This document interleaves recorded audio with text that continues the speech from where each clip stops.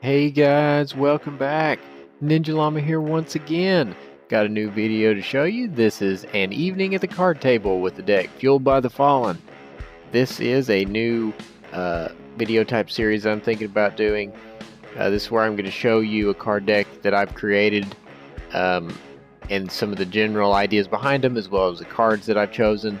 And you'll get some feedback from you guys, help me build a stronger deck, and maybe help you guys build your own decks from hearing my strategies and hopefully improving upon them.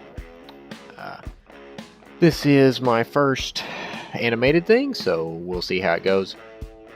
I had a lot of fun making this. It was a lot of hard work, but I think it was worth it. If people enjoy it, I will definitely make more.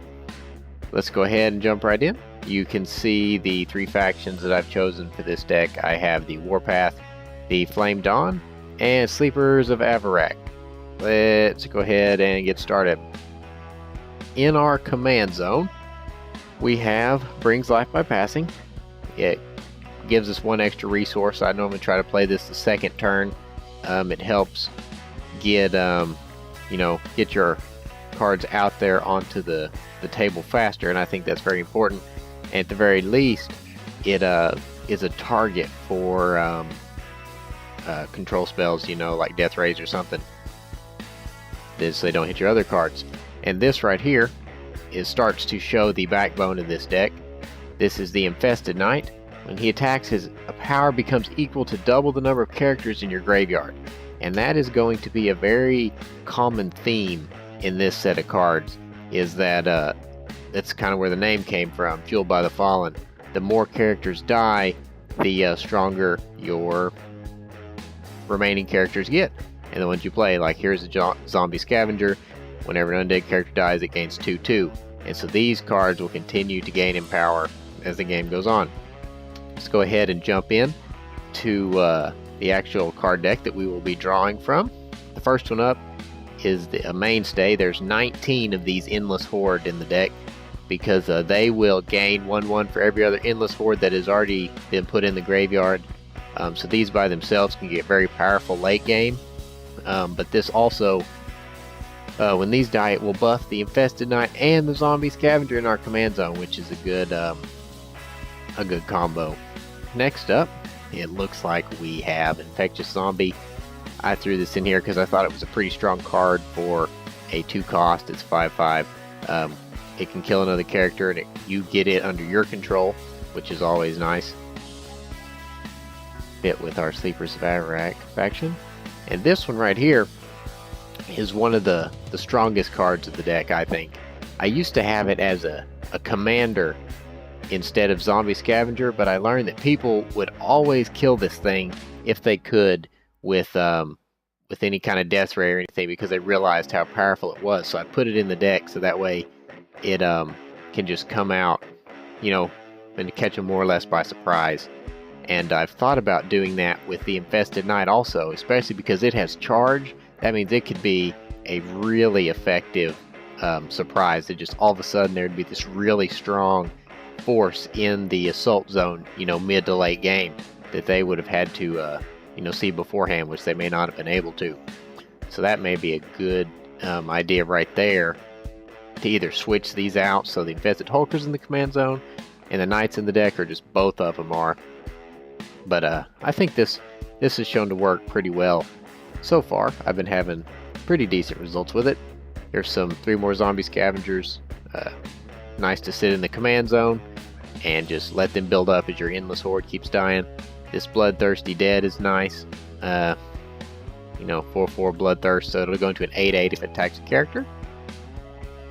Next up, we have Verted Prototype. This is just a card that is strong without relying on the actual dead cards. It's just strong all the time, which I thought was probably important to have. These are very cheap character cards, and since I had one of the Flame Dawn chosen as my factions, I was able to get these 1-cost characters with charge, and they're really not strong in themselves, but once they go into the graveyard, they buff both our Infested Knight and our Infested Hulker, which is the main reason I put them in. Here's an Infected Purifier. This is just another card that I felt was pretty strong, just to help kind of round out and not have everything deal with the death of characters, even though that's the main thing. This is a Kali Ascended. She is a very good card in my opinion, especially for a 4 cost. The flying is really nice. It's actually one of the main banes of this deck, and you'll see some answers to that a little later. But put 2 of those in there because the card is shown to be really helpful in a lot of matches. Here's a Terramoose. This is a good card. It has charge. It's just another solid card that can just jump out and go right into the assault zone and really takes them by surprise, which is another reason why I may want to move the Infested Knight in there, because it's also had charge and it would have an even bigger impact. This is a answer to the early times when I started building and testing out this deck on some human players mostly is where I noticed the problem, but anytime they had flying characters, they just ran me over because there was no way I could deal with it, and they would just destroy my health before I could do anything about it. So I put these guys in there to try and negate some of the flying risk, as well as these Killaroos, because you can play them the turn they come out of your hand because they have haste, and they can block flying characters, which is nice. Now that we've covered the card deck, let's move into the abilities. Kind of buff our card we already have. This Overwhelming Dead card obviously plays off of the overall theme of the deck. The more characters we have in the graveyard, better, and the more undead we have, better also, because that will, buff more cards. So here's 5 2/2 cards, which you just throw in your defense zone and just let them get mowed over, and just buff your other cards quite well, actually. Here's Fill the Graves. This is mostly useful for buffing up your Endless Horde in like early game. Pretty handy to have, I think. Let's do those in the deck. Here we have Awaken. This is due to the fact that people seem to like to kill the Infested Knight and the Hulker also. And this is a way you can bring those back out of the graveyard and use them again, so it's not like if they get killed once, then you've lost that strong power, you're able to get it back. Fear is good. If you're ever in a tight spot, I really like the Fear card. I've played it in pretty critical areas. And this Feast on the Dead card, I think, is really important for this, because especially when you're fighting against the Descendants of the Dragon, where they make you lose more morale when your characters die, and even just in a general battle, you lose a lot of morale in this set of cards, because the overall theme, is that they're dying, and these cards can really just basically reset your morale. You can be down like 15 or 20. If it's late game, you play this, you'll jump back up to like 80 or 90 easily, and you don't have to worry about killing yourself basically. Here's just another strong ability card that I thought was nice. If there's just any character that I think is too strong, I can play that, kill it, and then in 3 turns it'll raise to under my control. So that's nice. This Switch Strikes, which is another, I think, big advantage in the Flame Dawn group, just because the Hulker and the Knight are really strong, and even the Endless Horde gets really strong late game, and you can play this or both of them if you're lucky enough to have them in your hand, and just double or triple your damage. And if they don't know that's coming and have to block it, that can just be a one-hit KO if it's late in the game. Because I regularly get the Infested Knight with powers 30 plus, and the Hulker is pretty much in that same territory. It's very strong deck. Here's the last card. Our abilities drag down. It's just a really cheap way to just get rid of a flying character, because they really were the bane of my existence in the first dozen matches I played with this. I've done a lot of play testing with this deck, try to round it out a little bit. When I started getting I don't know, probably over half of the matches that I played, I started to win with these cards.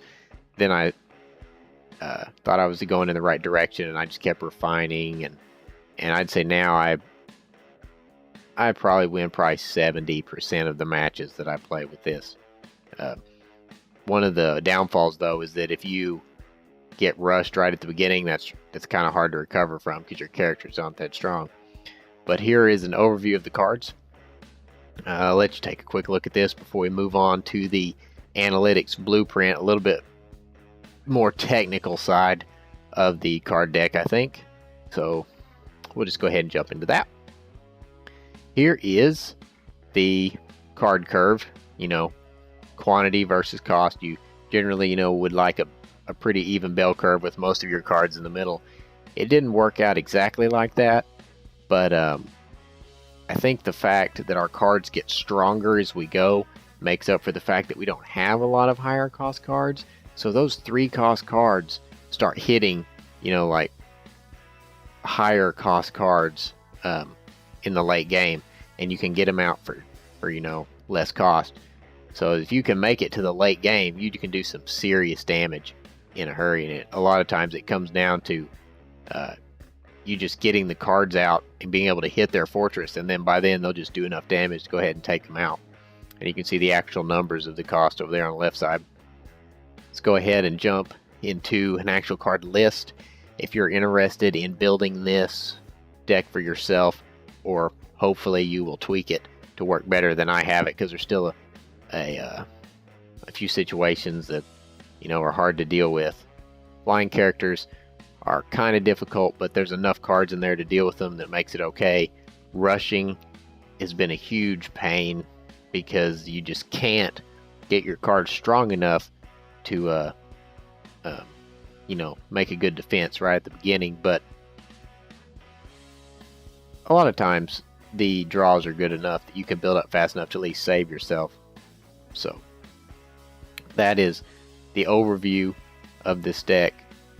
Again, it is entirely dependent on how many characters and undead that you end up in your graveyard or have dying. I thought that's a really cool mechanic these cards have, and I wanted to try to exploit it. And I think I did fairly well. At the very least, I've really enjoyed playing with this set of cards, and I hope you enjoy it also. Maybe you learned something. Hopefully you'll leave me some pointers, because I would like to get better at this. Here's some better strategies to try and help shape my own future card decks that I'm going to build.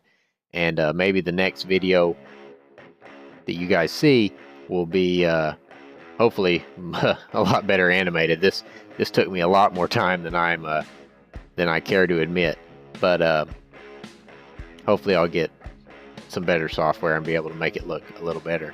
But that's going to do it for this video. Like, favorite, subscribe, you know what to do. Thanks for watching. Please leave comments below. I'll read them and respond. Hopefully we can start making some really strong card decks out there. Thanks again.